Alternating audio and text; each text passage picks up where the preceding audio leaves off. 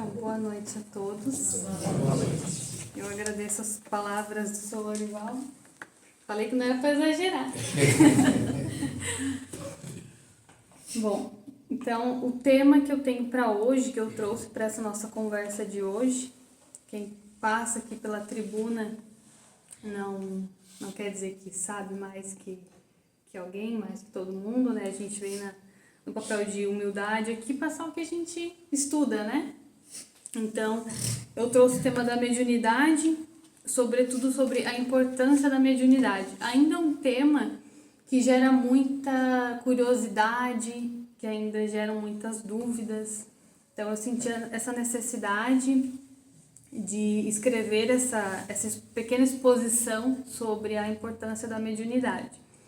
Para conceituá-la de uma forma básica, nós podemos começar conceituando que ela é uma faculdade humana natural pela qual se estabelece essa relação entre os desencarnados e os encarnados, né? Entre os homens e os espíritos.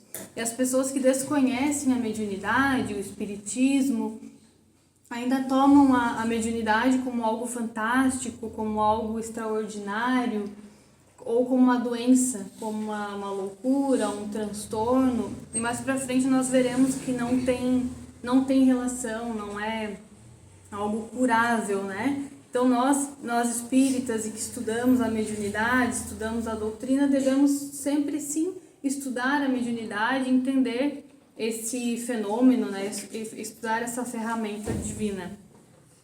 Allan Kardec, no livro dos Médiuns, escreveu assim: raras são as pessoas que não possuam algum rudimento.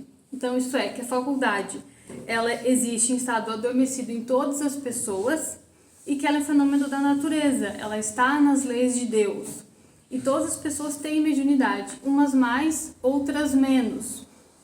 O que eu quero dizer com isso? Que aqui, nesse ambiente, nem todas as pessoas veem, enxergam da mesma forma.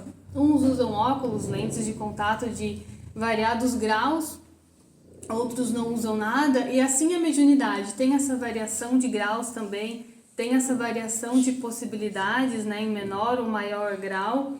Ainda no livro dos Médiuns, Kardec faz 4 coisas. Ele tira a mediunidade da sagração e da veneração, de algo extraordinário, de algo fantástico. Ele desendemoniza a mediunidade, tira essa ideia, pois na época todo médium era endemoniado, tinha alguma relação com demônios, né? Enfim, ele separa a mediunidade da doença e da loucura, que eu já falei no início, não é algo curável, né? A mediunidade não é uma doença, não é algo que se cura, e ele democratiza a mediunidade, ele ensina a praticá-la, nos ensina a praticá-la, né? Ainda no livro dos Médiuns, Kardec define que médium é todo aquele que sente num grau qualquer a influência dos espíritos. Ou seja, que a faculdade é inerente ao ser humano, é uma característica essencial, tal como a visão, a audição, não sendo, portanto, um privilégio exclusivo, mas que usualmente nós denominamos médium aquele que tem a mediunidade ostensiva. E o ostensivo ele vem do ostentar, do estar à mostra, estar visível. Todo mundo vê, né? A pessoa ouve, a pessoa fala, a pessoa vê, né? Então, o ostentar a gente traz dessa forma. Mas só que todos nós temos a mediunidade em forma de intuição. Uma intuição sobre uma pessoa, sobre um ambiente. Todo mundo aqui, eu acho que já chegou num ambiente, já se sentiu mal, já se sentiu bem, ou até uma pessoa que chega perto e a gente se sente bem ou se sente mal. Então, isso sim tem relação com a mediunidade, né? Então, uma intuição, ela pode vir também como bons conselhos dos nossos mentores, dos nossos espíritos amigos, que querem o nosso bem, que estão aqui para nos ajudar. Então, pode vir como bons conselhos, boas ideias, a solução para um problema. Às vezes temos alguns problemas que tiram a nossa paz, tiram o nosso sono e nós não encontramos solução. E do nada a solução vem na nossa cabeça e achei a solução, eu sou incrível. E na verdade isso é uma intuição de um espírito benfeitor, do nosso mentor, dos nossos espíritos amigos, né? Que estão aqui para nos ajudar e eles sim nos intuem. Assim como nós também podemos sim receber a intuição de espíritos negativos, de espíritos enraivecidos, doentes. Então, o que eu quero ressaltar aqui é a importância de cuidarmos, de estarmos vigilantes com os nossos pensamentos. Porque a natureza dos nossos pensamentos que definem o que nós sentiremos, o que nós ouviremos, como nós viveremos a nossa vida, né, o nosso dia a dia.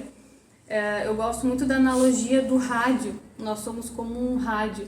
Nós sintonizamos na faixa vibratória que nós queremos.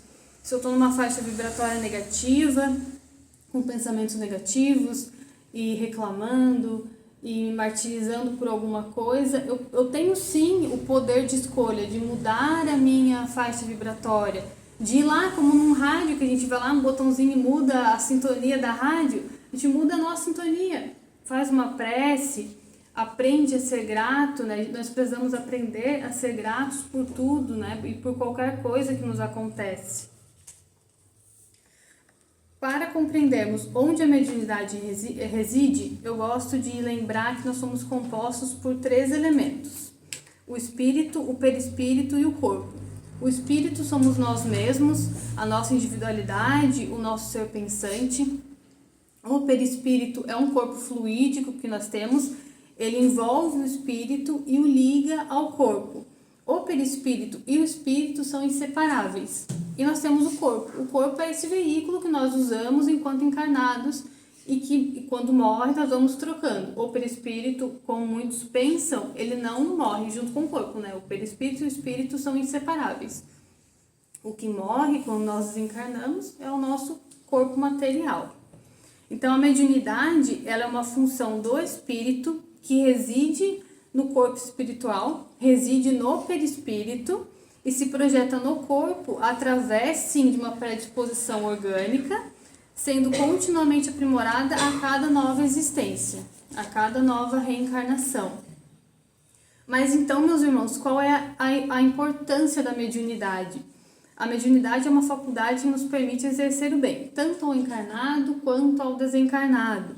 Não devemos pensar que a mediunidade foi concedida para satisfazer os nossos caprichos, para passatempo, para ganharmos fama, dinheiro, elogios, qualquer outro pagamento, né? A mediunidade é uma oportunidade de fazer o bem, de liquidarmos suavemente os pesados débitos de vidas passadas. É para servir, para fazer o bem, para acolher aqueles que necessitam e assim contribuirmos para o nosso adiantamento moral, tanto nosso quanto dos irmãos desencarnados que necessitam, né? É uma caridade. Kardec nos coloca ainda que o médium que faz mau uso da caridade, que negligencia essa mediunidade, negligencia essa ferramenta, ele faz mau uso da mediunidade, ele será cobrado em dobro, porque a mediunidade dele, visto que é para servir, e não devemos cobrar reconhecimento, porque o trabalho não é nosso. O trabalho da mediunidade, o trabalho mediúnico é da equipe espiritual. Então, numa reunião mediúnica, o trabalho é todo da equipe espiritual e nós somos a ferramenta, né? Somos os intermediários, né? E devemos fazer como Jesus nos ensinou: dá de graça o que de graça recebeste, até porque onde há interesse, por menor que seja, não há caridade. Por mais que a mediunidade não seja uma doença, ela pode sim adoecer o médium. De que forma? Se ele não buscar o esclarecimento. Porque há sim as situações em que o médium se desequilibra e se desequilibra cada vez mais. Então é importante sim nós buscarmos esclarecimento, nós buscarmos o autoconhecimento, buscarmos conhecer essa ferramenta divina que é a mediunidade, é algo que Deus dá justamente para fazermos a caridade, para ressarcirmos as nossas faltas, né? Recuperarmos as nossas faltas que nós temos no nosso passado. Então não é à toa que os sanatórios ainda assim estão cheios de médiums que são diagnosticados como esquizofrênicos, porque muitas vezes eles não buscam o esclarecimento. O que eu quero dizer aqui é que a pessoa que passa por um transtorno, por um desequilíbrio, por um distúrbio, ela pode, como ela deve sim, buscar o tratamento, o apoio espiritual, como ela deve também buscar o apoio psicológico, psiquiátrico. Tem sempre que buscar o apoio médico também, além do apoio espiritual. E esse conhecimento espiritual, ele pode ser buscado em bons livros espíritas, em palestras, em grupos de estudo. Eu tenho uma história que eu gosto muito, que é do livro Estante da Vida, psicografado por Chico Xavier, pelo irmão X, a história de número 15, O Compromisso, é o título. A história basicamente fala sobre Alberto Nogueira. Ele é médium que reencarnaria com uma missão de auxiliar numa expedição socorrista a uma jovem. Irmão X e Saturnino são dois irmãos que fazem parte dessa expedição socorrista. Eles estão no plano espiritual. Eles foram então consultar a ficha de Alberto Nogueira a fim de tomar consciência da história dele e por que ele teria a mediunidade, para que serviria a mediunidade dele. Então eles leem a comovente súplica do Alberto Nogueira antes de reencarnar, que eu vou ler para vocês.